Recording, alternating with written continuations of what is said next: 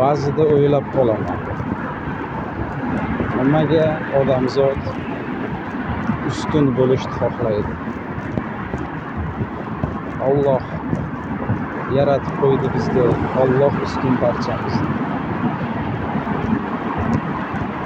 Ishxonada, ko'cha-ko'yda, do'stlar davrasida hamma bir-biridan o'zmoqchi bo'ladi.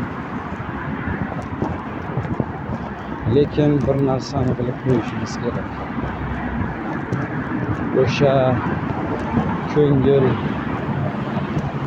istab qolaveradi, o'sha ustun bo'lib, o'shani ta'mini totganingizdan keyin ustun bo'lgingiz kelaveradi.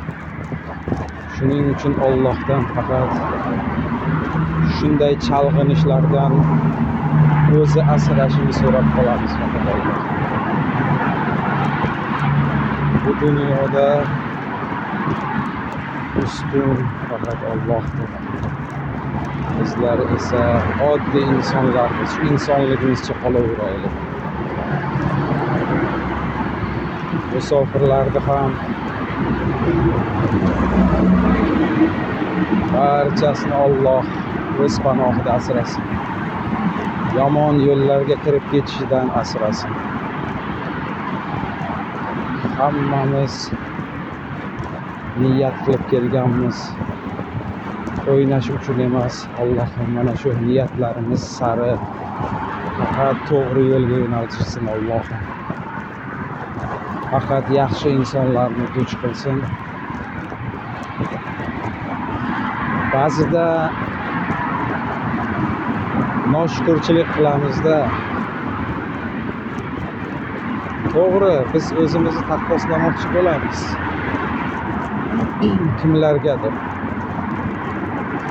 Lekin esdan chiqarmaylik. Bizni vatanimizga oilamiz kutyapti, ota-onamiz kutyapti. Hech qachon bir kunlik yaxshi hayotni deb hamma narsadan voz kechib olmaslik kerak. Sinov deb qabul qilaylik, imtihon deb qabul qilaylik hammasini. Va shu imtihondan to'g'ri qaror qabul qilib, shu imtihonni yengishga harakat qilaylik. To'g'ri.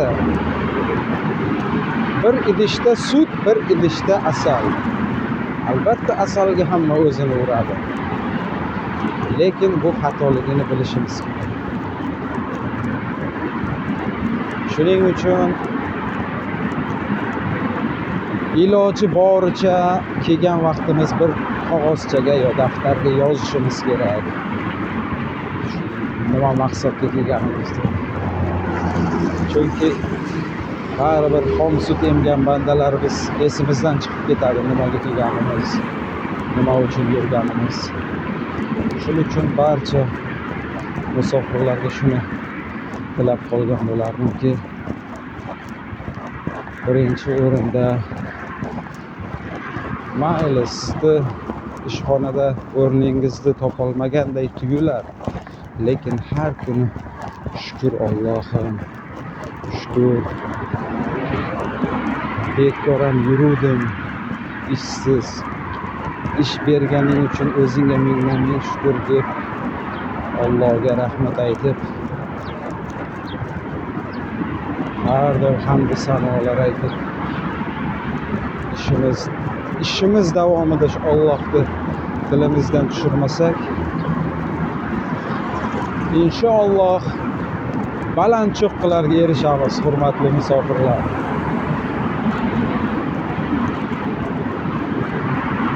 Shuning uchun demoqchiman, ishxonada bo'ladigan kamsitishlar, kulgiga qolib qolish, o'shani to'g'ri qabul qilish kerak. Musofirlar, uni to'g'ri qabul qilish kerak. Uni endi kulgani uchun borib, urib yoki bir joyini sindirib, u ish noto'g'ri ish. Faqat to'g'ri qabul qilish kerak, to'g'ri.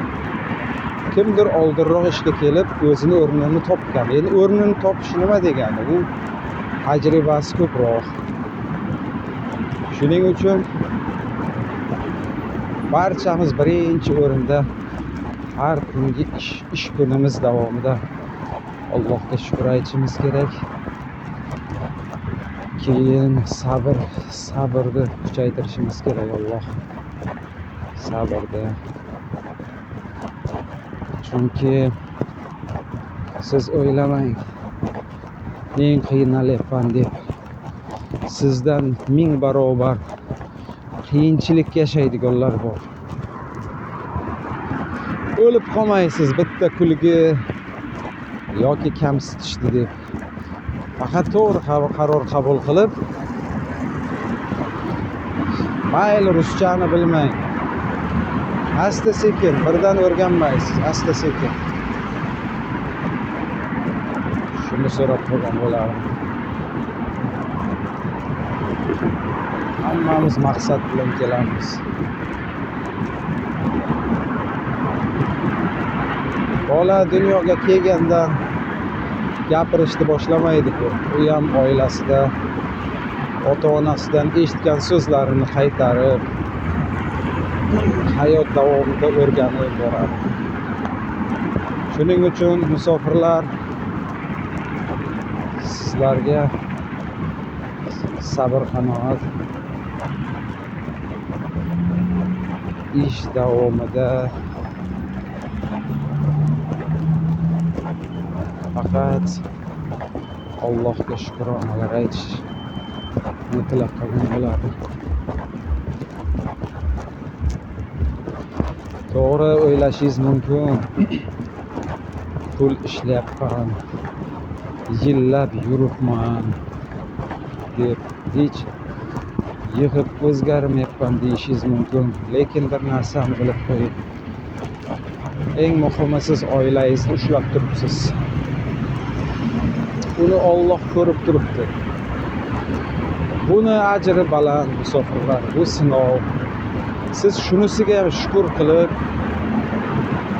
Allohim berib turibsan, farzandlarim och emas, qorni to'q. Oilamiz tinch davlatda. Allohim meni ham yaxshi insonlarga ro'baro qilgin. Ishlarimni rivojini ber, ishlarimni o'ng qilyapsan, o'zingga ming shukr Allohim deb har doim faqat shukr desangiz, bir sinab ko'ring, ko'nglingiz taskin topadi. Allohga shukr aytish o'shanda juda ko'p gapda, o'shanda juda ko'p narsa bog'liq. Mana shu ayollar ham oldimdan ko'p o'tishadi.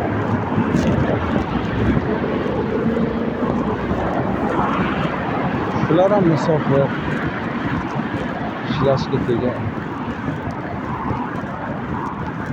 Bitta biskavi. Shularni ko'raman. Erkaklarga kuch-quvvat bersin deyman, ayollar bunday yurish bo'lmaydi. O'zimiz ishlar, oilamizni boqmasin erkaklar.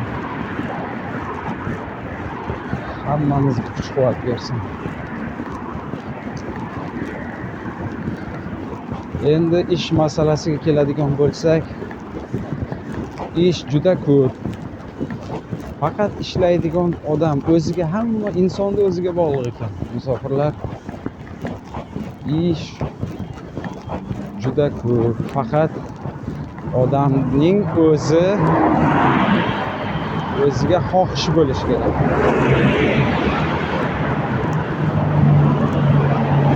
Xohishingiz bo'lsa,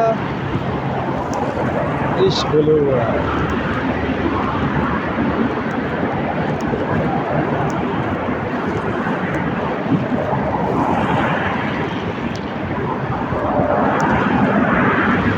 Avvalambor bu yoshlarimiz, mana maktab o'quvchilari 10-11da, hozir maktab 11 yilligini bilmadim. 10-11da bitiradigan bolalarga maslahatda endi. Maslahat beruvchi emasman. maslahatim shu ilm o'qishni ushlash kerakda. Bizni davrimizga ham aytishgan, lekin yengil qaraganmiz. Hozir men o'zim shu maslahatni beryapman, lekin hayolimda xuddi menday hech kim e'tibor bermaydim deb, lekin ana shu xato. E'tibor berish kerak. O'qish kerak, yoshlar o'qish kerak. O'qing, masalan, fanlarni o'zlashtiring. Masalan, qanday fanlar? Fizika, matematika, kimyo, tarixni mana shu o'zlashtirish kerak. O'zi yo'nalishni o'zi ko'rsatadi. Alloh o'zi qaysi yo'nalishga siz miyangiz yaxshi ishlasa, o'sha yo'nalishda olib ketaverasiz. Kimdir fizik bo'ladi, kimdir matematik bo'ladi, kimdir tarixchi bo'ladi. Shuning uchun hozir shu kecha kunduzda mana o'qishni maslahat bergan bo'lardi. Hozir hamma narsangiz bor. Siz hozir shu maktabni bitirgandan pasport olib Rossiyaga ketaverasiz. U juda noto'g'ri narsa. Hozir sizga bo'ydoqlik davringiz, sizdan katta pul talab qilmaydi hech kim. Eng muhimi shu o'qishga kirib, yaxshi o'qish. Shu 3 yilmi, 4 yil vaqtni Rossiyaga o'tkazgandan ko'ra shu o'qishga o'tkazsangiz, poytaxtda o'qisa ham, ishlamoqchi bo'lsangiz, ishlab ham o'qisa bo'ladi.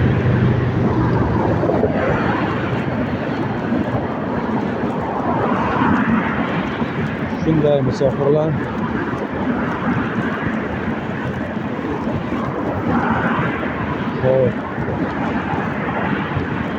hali ko'p gaplashamiz degan umiddaman. Musofirlar omon bo'linglar.